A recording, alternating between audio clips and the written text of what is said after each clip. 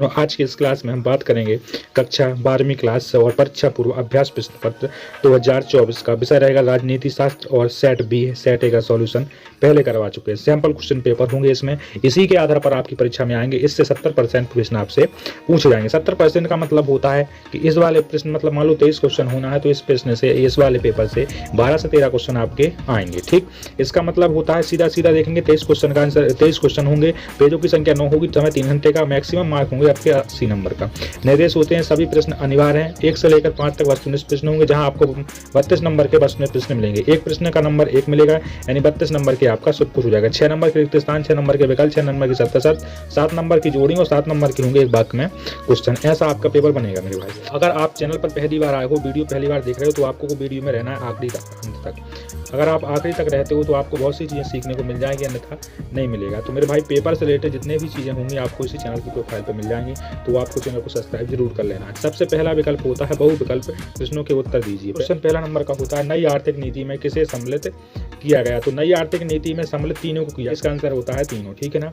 दूसरा क्वेश्चन होता है 26 जून 1995 में संयुक्त राष्ट्र चार्टर पर कितने देशों ने हस्ताक्षर किए। तो 50 देशों ने इस पर हस्ताक्षर किए थे। इस पर ज़्यादा हम वार्तालाप नहीं करेंगे, डायरेक्टली आंसर बताते जाते हैं। ठीक है ना। तीसरा होता है दक्षिण एशिया में सबसे बड़ा देश कौन सा है। तो दक्षिण एशिया का सबसे बड़ा देश भारत, श्रीलंका, पाकिस्तान या बांग्लादेश।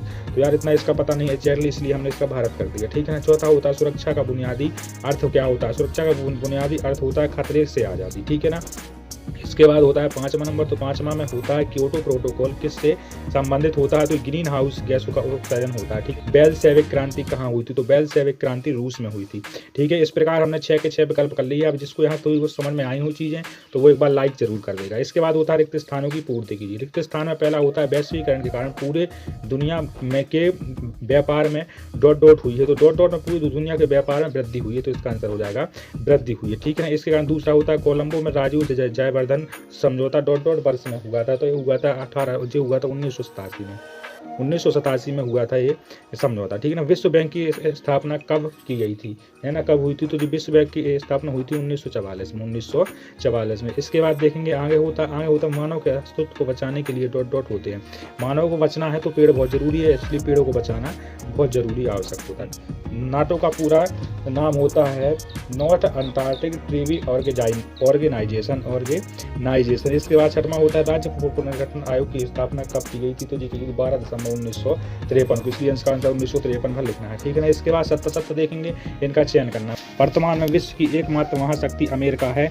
तो बिल्कुल सत्य बात है कि अमेरिका एकमात्र महाशक्ति है वर्तमान होती है। सोवियत राजनीतिक प्रणाली का आधार स्तंभ कम्युनिस्ट पार्टी थी। तो बिल्कुल सत्य आंसर है इसका भी, कम्युनिस्ट पार्टी भी थी। विश्व की सुरक्षा के लिए निःशस्त्रीकरण आवश्यक होता है। तो बिल्कुल नहीं होता है। ठीक है ना। पेड़ कटाई रोकने के लिए चिपको आंदोलन चलाया गया था, सबको मालूम है चलाया गया था। भारतीय राष्ट्रीय कांग्रेस पार्टी की सबसे पुरानी पार्टी है। तो बिल्कुल सत्य बात है होता है। नीति आयोग का अध्यक्ष राष्ट्रपति होता है, नहीं होता है। नीति आयोग का अध्यक्ष होता है प्रधानमंत्री। ठीक है ना।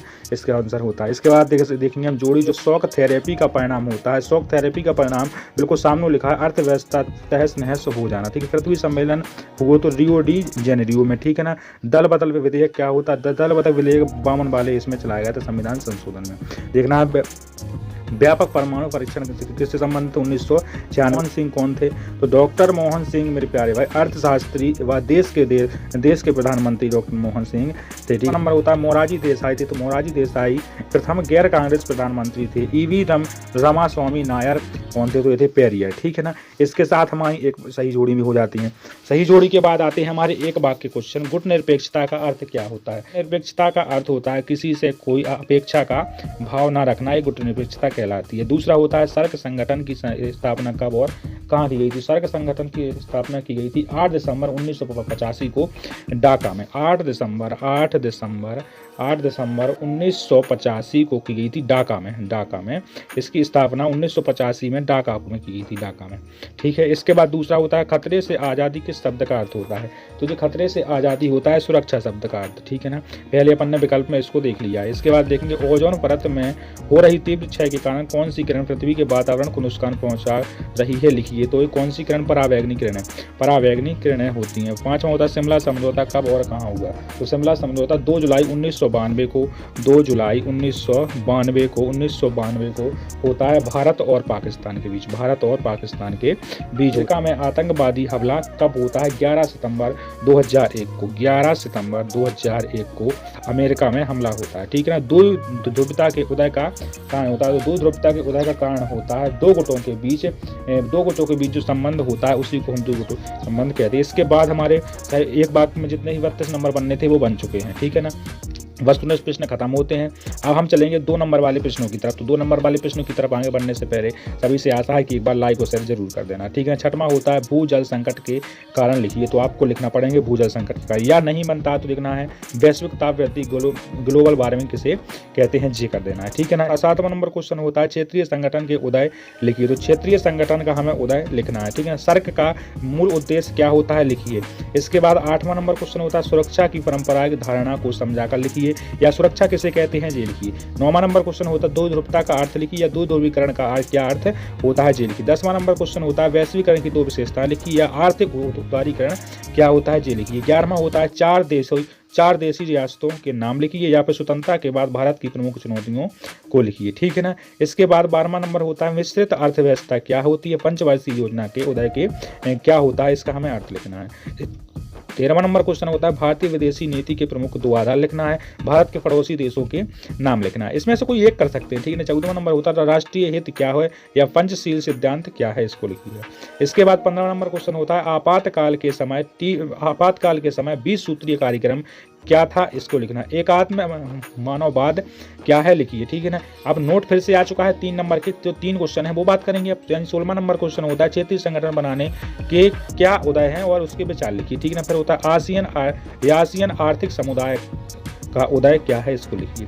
17वां नंबर क्वेश्चन होता है हैदराबाद की रियासत पर संक्षेप टिप्पणी लिखिए। राष्ट्र निर्माण की प्रमुख चुनौतियां क्या है और इसे समाधान हेतु क्या किया जाना चाहिए, या उक्त संबंध में अपने विचारों को व्यक्त कीजिए। जब ऊपर वाला नहीं बनता तब नीचे वाले पे ध्यान देना है। ठीक है। 18वां नंबर क्वेश्चन होता है दक्षिण एशिया क्षेत्र की प्रमुख विशेषताएं क्या होती हैं, सार्क और साफ्टा के प्रमुख उद्देश्य क्या होते हैं, जी दोनों लिखना है। इसके बाद 19 नंबर होता है द्वि राष्ट्र का सिद्धांत क्या है, समझाइए। या करके होता है 42वां संविधान संशोधन किन परिस्थितियों में इस संशोधन को पारित किया गया है, जी बताइए। इसके बाद 19 नंबर का आपको क्वेश्चन हो जाता है। 3 क्वेश्चन खत्म।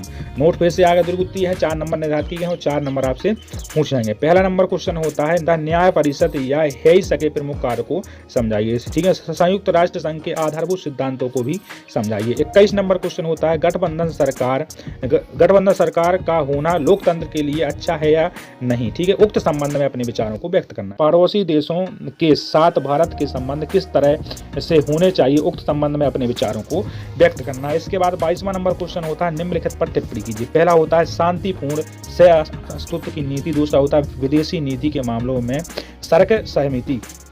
जब जे नहीं बनता तो नीचे देखना भारतीय राजनीति के प्रमुख उदय क्या होने चाहिए, उक्त संबंध पर अपने विचारों को व्यक्त कीजिए। इसके बाद आखिरी क्वेश्चन है 23वां नंबर। और भाई मेरे आप चैनल पर नए हो तो आपको चैनल को सब्सक्राइब जरूर कर देना और वीडियो को लाइक शेयर भी कर दो। यहाँ होता है 23वां नंबर क्वेश्चन होता है भारतीय राजनीति में क्षेत्रीय दलों की भूमिका को समझाइए, समझाकर लिखिए, समझाकर लिखना है। ठीक है ना। इसके बाद होता है भारतीय लोकतंत्र सफलता के लिए क्षेत्रवाद पर नियंत्रण लगाना आवश्यक है, उसका उक्त संबंध अपने विचारों में व्यक्त करना है। ठीक है। इसके साथ जो है इसकी पूरी आपको उत्तरमाला दी गई है। आपको हेडेक नहीं लेना, जो हमने वहाँ बताया है वो यहाँ पर आपको मिल जाएगा। ठीक है। जे आपकी पूरी होती है उत्तरमाला, सो आप इसको एक बार चेक कर लीजिएगा। जहाँ थोड़ी बहुत भी दिक्कत हो गई हो सो आपको थोड़ा सा मैनेज कर लेना है। जे आपकी उत्तरमाला होती है। तो मेरे प्यारे भाई सभी को दिल से धन्यवाद। मेरे प्यारे मित्रों, आज की इस क्लास में मेरे प्यारे भाई इसी तरीके से हम सभी क्लासों को लाएंगे और जे भाई मेरे 70% आपकी परीक्षा में भूमिका निभाएगा, आपको देख लेना है। तो मेरे प्यारे मित्र, यहाँ तक रुकने के लिए सभी को दिल से धन्यवाद। अगली क्लास में मिलते हैं हम फिर से। सभी भाइयों को दिल से धन्यवाद। जय हिंद, जय भारत, वंदे मातरम।